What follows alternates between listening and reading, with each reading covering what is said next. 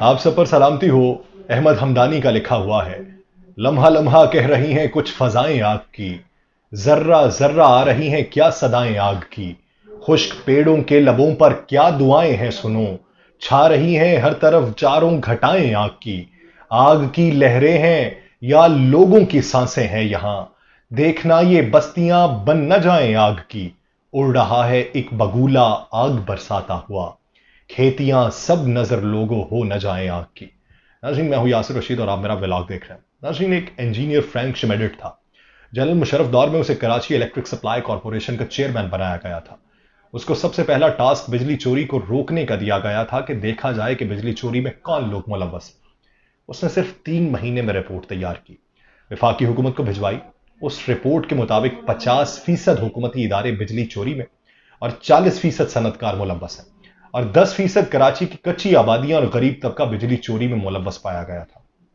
لیکن حکومت کا پلان یہ تھا کہ ابتدا غریب اور کچی آبادیوں سے شروع کی جائے، جبکہ فرینک کہتے تھے کہ یہ ظلم ہے کہ اور 90% بڑے بجلی چوروں کو آپ چھوڑ دیں اور 10% غریب اور بنیادی سہولتوں سے محروم عوام کے خلاف کارروائی کریں. وہ کہتے تھے کہ میں یہ آپریشن نہیں کر سکتا. اگر 90% بجلی چوروں سے ریکوری کی جائے تو باقی 10% غریب لوگوں کو مفت بجلی دی جا سکتی ہے. مگر ایسا نہیں ہوا. جو ان کی طرف سے سفارشات رکھی گئی تھیں، وفاق اور سندھ حکومت نے ان کی سفارشات کو ماننے سے انکار کر دیا. اگلا دن تھا کہ فرینک اٹھا، کراچی شیٹن ہوٹل میں گیا، اپنے کمرے سے سامان باندھا اور کراچی کو خیر باد کہہ کے واپس جرمنی چلا گیا. اس نے اپنے استعفے میں یہ لکھا کہ ظلم حکومتی ادارے اور صنعتکار کرتے ہیں، رگڑا غریب عوام کو دیا جاتا ہے. یہ ملک اس طرح نہیں چل سکتا. وطن، یہ آپ دیکھیے کہ وطن کے اندر وقت کی ستم ظریفی ہے کہ آج بھی سارا پاکستان اسی طرح چل رہا ہے. 10% کو رگڑا دیا جا رہا ہے، جبکہ باقی 90% طاقتور اشرافیاں ہیں جس کے لیے کوئی قانون نہیں، اور اسی کے لیے اب پکڑ دھکڑ شروع ہے.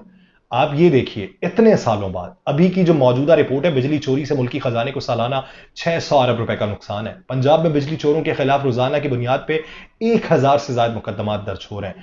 انسپکٹر جنرل پولیس پنجاب کہتے ہیں کہ بجلی چوری سے ملکی خزانے کو نقصان پہنچانے والے ملک و سماج دشمن کے عناصر کے خلاف کریک ڈاؤن کے لیے تمام RPOs، CPOs اور DPOs کو احکامات جاری کیے گئے.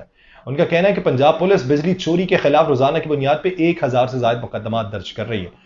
بجلی چوری میں ملوث سماج دشمن عناصر ملکی خزانے کو سالانہ 600 ارب کا نقصان پہنچا رہے ہیں، اور بجلی چوروں کا ملکی خزانے پر 1 برس کا ڈاکہ صوبے بھر میں 15 برسوں کے دوران جرائم میں لوٹے جانے والی رقم کے برابر ہے. چوری، ڈاکے اور جرائم کی دیگر وارداتوں میں لوٹی جانے والی مجموعی سالانہ رقم بجلی چوری کے مقابلے میں انتہائی کم ہے. بجلی چوری کے ڈاکے میں ملوث وطن دشمن عناصر و ملزمان سے اب کوئی رعایت نہیں برتی جائے گی. لیکن سوال یہ ہے کہ آپ نے کتنے تھانوں کے خلاف بھی FIRs درج کی ہیں جو مفت میں بجلی وہاں کی بٹور رہے ہیں؟ پولیس اس میں کس حد تک ملوث ہے؟ ربیع الاول گزرا اور ربیع الاول میں ہم بے شمار پیغامات دیتے ہیں. ہم اس نبی کے ماننے والے ہیں جنہوں نے یہ بتایا تھا کہ اخلاق حسنہ کی بدولت کس کے ساتھ کس طریقے کا رویہ رکھنا ہے. لیکن ہم نے تمام تر تعلیمات بھلائیں اور صرف ربیع الاول کے اوپر آ کے ہم صرف پیغامات دیتے ہیں. جس دن ہم میں اتنا ظرف پیدا ہو گیا کہ ہم اپنے اوپر کوڑا پھینکنے والے کی عیادت کے لیے پہنچ جائیں، اس دن ہم سچے مسلمان کہلائیں گے جو واقعی رسول کا پیروکار ہے. جس دن ہم اپنے غلاموں کو یہ احساس دلائیں گے کہ وہ ہمارے لیے کتنے اہم ہیں، ہم ان کے ساتھ مل کے کام کریں گے اور ہمارے غلام اس بات کی گواہی دیں کہ ہم نے کبھی بھی انہیں نہیں کھا، اس دن ہم سچے مسلمان کہلائیں گے جو واقعی رسول کے پیروکار ہوں گے. جس دن ہم کھانا یا کھانے کی کوئی چیز اپنے گرد موجود سب سے چھوٹے بچے کو دیں گے، اس دن ہم سچے مسلمان ہوں گے. جس دن ہم آسائش کو صرف اپنا حق ہی نہ سمجھیں گے بلکہ اپنی سواری پر کبھی خود سوار ہو جائیں گے اور کبھی اپنے غلام کو سوار کروائیں گے، یعنی غلام آپ کا نوکر، اس دن ہم سچے مسلمان بنیں گے. جس دن ہم دوسروں کی بھوک کا احساس کرتے ہوئے اپنے پیٹ پہ پتھر باندھ لیں گے، اس دن ہم سچے مسلمان ہوں گے جو واقعی رسول اللہ صلی اللہ علیہ وآلہ وسلم کا پیروکار ہوگا. جس دن ہم اپنی بیٹیوں کی تعظیم میں کھڑے ہو جایا کریں گے، اس دن ہم سچے مسلمان کہلائیں گے. لیکن افسوس کہ فی الحال ہم نے اس کے لیے ذرا برابر محنت نہیں کی. ہم مدینہ کی ریاست بنانے کے دعوے دار ہیں، ہم ہر اس شخص کو سپورٹ کرنے کے دعوے دار ہیں جو اسلامی نعرے لگاتا ہے، لیکن ہمارے اعمال کیا ہیں؟ ہم اشرافیہ کے اندر تبدیل ہوں تو ہم طاقتور بننا چاہتے ہیں، بصورت دیگر ہم رعایا میں محکومیت والا عنصر نہیں دیکھنا چاہتے. موجودہ صورتحال یہ ہے، سیاست کا اگر منظرنامہ دیکھا جائے تو سابق DG FIA بشیر میمن پاکستان مسلم لیگ نون کا باقاعدہ حصہ بن گئے. نواز شریف کی وطن واپسی کے موقع پر سندھ سے تشکیل دی گئی استقبالیہ کمیٹی کے کنوینر وہ مقرر ہوئے ہیں دیگر اراکین میں محمد زبیر کھیلداس اور نہال ہاشمی سمیت 12 اراکین شامل۔ واپسی کا جشن منانا ہے، آپ منائی۔ آپ نے قسطنطنیہ فتح کیا ہوگا، اس لیے اب واپس آنے پہ آپ کا لاکھوں کا مجمع استقبال کرے گا، اور لاکھوں کے مجمع کو کس طریقے سے بلایا جا رہا ہے یہ بھی سارے جانتے ہیں۔ مزدور کی دہاڑی کے حوالے سے پوچھا جا رہا ہے کہ کتنی دہاڑی ہے، کتنے پیسے دیے جائیں، لیکن پاکستان کے اندر آپ جب ان لوگوں کو اپنے ساتھ میں لائیں گے جو آپ کا احتساب کرتے رہے، تو لوگ آپ پہ سوال نہیں اٹھائیں گے؟ کیا لوگ اندھے ہیں، گونگے ہیں، بہرے ہیں، انہیں پتہ نہیں چلتا، عقل و فہم سے آ رہی ہیں؟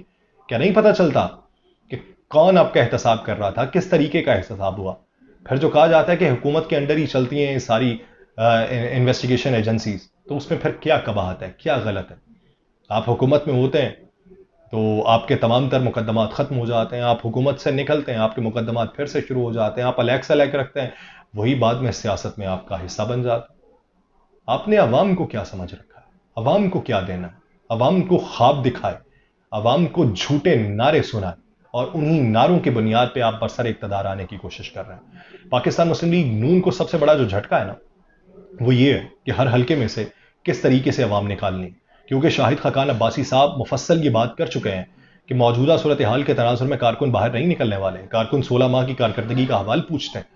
تو شاہد خاقان عباسی صاحب پاکستان مسلم لیگ نون سے کتنے دنوں جڑے رہتے ہیں یہ ایک اہم سوال ہے، لیکن اس کے مد مقابل جو پرانی شخصیات ہیں، جس میں مصطفیٰ نواز کھوکھر ہے، مفتاح اسماعیل صاحب ہیں، خاقان عباسی صاحب ہیں، چودھری نثار صاحب کو بھی ساتھ میں لانے کی کوشش کر رہے ہیں، اور ان کی کوشش ہے، جس طرح انہوں نے باتوں میں فیض آباد دھرنا کیس کا حوالہ دیا، اس سے یہ قیاس آ رہی ہیں، منظر عام پہ آ رہی ہیں، اور کچھ اطلاعات بھی ہیں کہ چودھری نثار صاحب جو ہیں ان کو ملانے کی کوشش ہو رہی ہے کہ وہ ملیں تو ایک نئی پارٹی کی بنیاد رکھی جا سکے، اور وہ نئی party anti P D M vote حاصل کر سکے، وہ ووٹ جو پی ٹی آئی کا کٹر ووٹ نہیں ہے۔ اب اس میں ان کو کتنی کامیابی ملتی ہے، لیکن یہ بات جو ہے آپ دیکھیے کہ نگراں حکومت کے ہوتے ہوئے کتنے لوگوں کو فنڈز دیے جا رہے ہیں، ترقیاتی فنڈز۔ وہ جو فنڈز لگ رہے ہیں وہ کن حلقوں میں لگائے جا رہے ہیں، کن شخصیات کے نام کے اوپر لگائے جا رہے ہیں؟ ان میں پاکستان مسلم لیگ نون کے سابق ایم پی ایز یا ایم این ایز کی تعداد کتنی ہے، ان کے نام کتنے ہیں؟ یہ ایک بنیادی سوال ہے، کیونکہ نگراں حکومت ہے۔ میں نگراں حکومت کے اقدامات کے اوپر کوئی بات نہیں کرتا، لیکن نگراں حکومت کو یہ دیکھنا ہے کہ نگراں حکومت کے ہوتے ہوئے اگر فنڈز جاری ہو رہے ہیں تو کس کی وجہ سے فنڈز جاری ہو رہا ہے، کن کے حلقوں کے لیے فنڈز جاری ہو رہے ہیں، کن کے نام پہ فنڈز جاری ہو رہے ہیں۔ لیول پلینگ فیلڈ رکھنی ہے۔ یہ جو پاکستان مسلم لیگ نون ماضی قریب کے اندر لیول پلینگ فیلڈ کا رونا روتی تھی، تو کیا یہ ہے لیول پلینگ فیلڈ کہ آپ کے تمام سابق اراکین کے نام فنڈز جاری کر دیے جائیں، اپنے ناموں کی تختیاں لگوائیں، اور انہی ناموں کی تختیوں کے اوپر آپ اپنے ووٹ کو مضبوط کرنے اور ووٹ کو عزت دو کا بیانیہ دہرائیں؟ کیا یہ ہے لیول پلینگ فیلڈ؟ اگر یہ لیول پلینگ فیلڈ ہے تو یہ آپ کو ہی مبارک ہو، اور یہ آپ کی سیاست کو دوام نہیں بخشے۔ اگر ایسی اختراع کوئی آپ کے ذہن میں ہے تو آپ کی خام خیالی۔ مجھے دیجیے اجازت، اللہ نگہبان۔